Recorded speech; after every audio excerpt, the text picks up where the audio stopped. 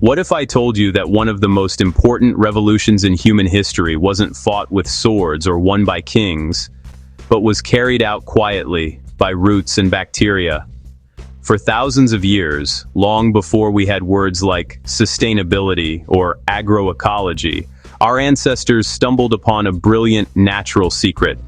They discovered that some plants didn't just take from the earth, they could actually give back. They could leave the ground better than they found it. This is the story of those plants. It's not about a single miracle crop, but about an ancient principle of working with nature. A principle we're only now, in many ways, rediscovering. Let's set the scene. Imagine the earliest farmers. They clear a patch of forest. The soil is rich and full of life. They plant their wheat or barley. The harvest is good. The next year, it's a bit less. The year after that, worse. The soil is tired. It's been mined of its nutrients. This was the fundamental, heartbreaking problem of early agriculture. Farming itself tended to destroy the very fertility it relied on. It was like trying to run a bakery by constantly taking flour out of the bin, but never putting any back in. Sooner or later, you're just staring at an empty sack. Now, somewhere, a very observant ancient farmer, probably exhausted and desperate, noticed something odd. In a worn-out field left to its own devices, certain plants would spring up. Maybe it was clover, or wild peas, or beans, and where these plants grew, the soil seemed to recover. It looked darker, crumblier. Later, when grain was planted again in that spot, it did better. This was the first glimmer of the secret. It was an accidental discovery, but it would change everything. The real magic, of course, happens underground. It's a microscopic partnership, a classic case of, you scratch my back, I'll scratch yours. The plants in question are primarily legumes. Think peas, beans, lentils, clover. On their roots, they form tiny little nodules, like miniature rooms for special guests. The guests are bacteria called rhizobia. The plant invites these bacteria in and feeds them sugars. In return, the bacteria perform an alchemical feat. They take nitrogen from the air, which is plentiful but useless to plants in its gaseous form, and they fix it. They convert it into a form the plant can use, ammonia. It's like the bacteria are expert chefs, taking an inert gas and turning it into plant food, right there at the dinner table.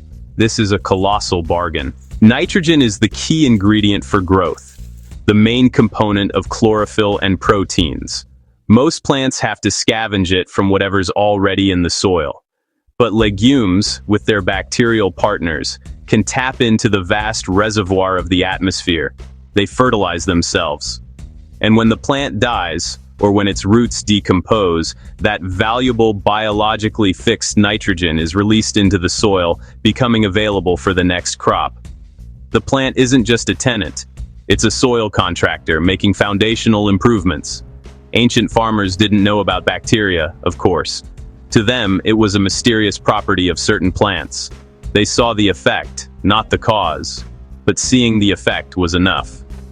In China, writings from the Zhou and Han dynasties over 2,000 years ago mention the deliberate use of soybean plants to improve fields. They'd grow a crop of soybeans, not just for the beans, but for what it did to the earth. The beans were a bonus. The real harvest was invisible, left in the ground for the next season's millet or wheat. It was a sophisticated, long-term investment in land health. Similarly, in the ancient Mediterranean, farmers recognized the value of legumes. The Roman writer and landowner Cato the Elder, a man known for being about as cheerful as a rainy Monday, grudgingly advised in his farming manual that beans were a good crop because they enrich the field. Now, coming from old Cato, that was high praise. It meant even a famously frugal, no-nonsense farmer could see the economic sense in it. If it passed the Cato test, you knew it worked. This understanding slowly evolved from observation into systematic practice. It moved beyond just letting legumes pop up in fallow fields. Farmers began to intentionally sequence their crops. They'd grow a grain, which depleted the soil, and then follow it with a legume, which began the work of rebuilding. They were creating the world's first crop rotations, a dance of taking and giving back, all guided by generations of practical experience. It was slow, patient science, written not in books, but in the land itself. But the story of ancient soil building isn't just about legumes. Our ancestors were clever, observant, and they experimented with whatever they had. They developed a whole toolkit of methods to work with tired land.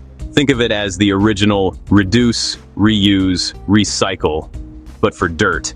One of the most universal methods was the use of animal manure. Now, this might seem obvious to us, but its adoption was a monumental intellectual leap.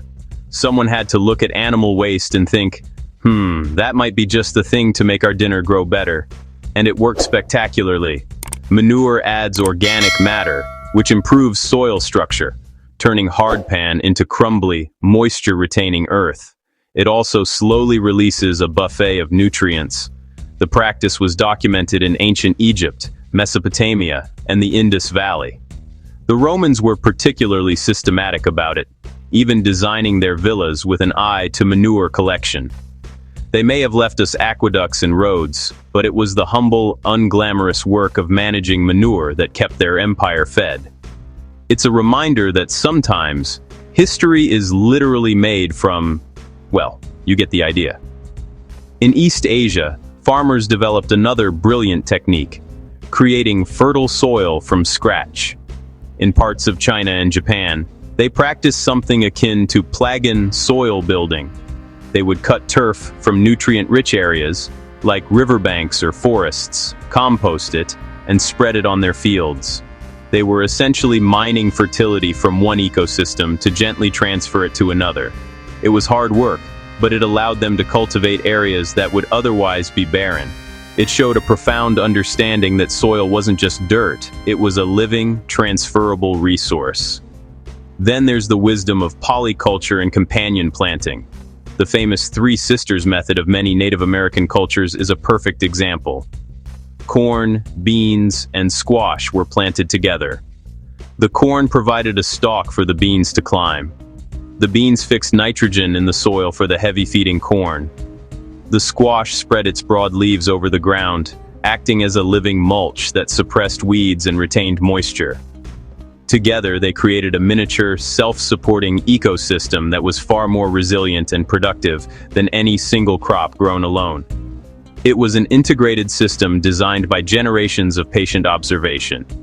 We also can't forget the incredible engineering of terraces and water management. In the Andes, farmers built vast, stepped terraces that prevented erosion on steep slopes. But they didn't just prevent loss, they created gain. They often layered the terraces with gravel for drainage, then sand, then topsoil they'd built up over time. In the Middle East and North Africa, ancient peoples developed qanat systems, gentle underground channels that tapped groundwater without causing evaporation. These weren't just irrigation projects, they were ways to sustain soil moisture and fertility in some of the world's harshest climates. They were fighting desertification centuries before the word existed. So, what happened? If these methods were so effective, why did we ever move away from them? The short answer is pressure and short-sightedness. As populations grew and empires demanded more grain, the slow, careful dance of rotation and restoration was often abandoned for the quick fix of planting the same profitable crop year after year. Forests were cleared, pastures were plowed, and the soil's capital was spent like there was no tomorrow. There's an old saying that civilizations that live by the soil often die by it. We've seen it time and again in history. When the soil gives out, societies falter. That's what makes revisiting this ancient wisdom so compelling today. Modern industrial agriculture solved one problem, sheer volume, but often at the cost of the very principles that kept land fertile for millennia. We substituted biological nitrogen fixation with energy-intensive synthetic fertilizers. We replaced diverse rotations with vast monocultures. And now, we're facing the consequences. Eroded topsoil, depleted organic matter, and dead dirt that relies on constant chemical inputs. In a way, we've come full circle. Today's cutting-edge regenerative agriculture movement isn't really new. It's a homecoming. It's about relearning what those ancient observant farmers knew, that you must feed the soil to feed yourself. That diversity builds resilience. That working with natural processes is smarter, and in the long run, easier than constantly fighting against them. The legume and its bacterial friends, the careful use of manure, the cleverness of polyculture, these aren't quaint old practices. They are the results of a 4,000-year global experiment in sustainability. They represent a deep historical truth. The most successful agriculture isn't an extraction industry. It's a partnership between people, plants, animals, and the incredible, complex universe beneath our feet. Which of these ancient soil-building principles do you think holds the most important lesson for our modern relationship with the land? We'd be very interested to hear your perspective in the comments below.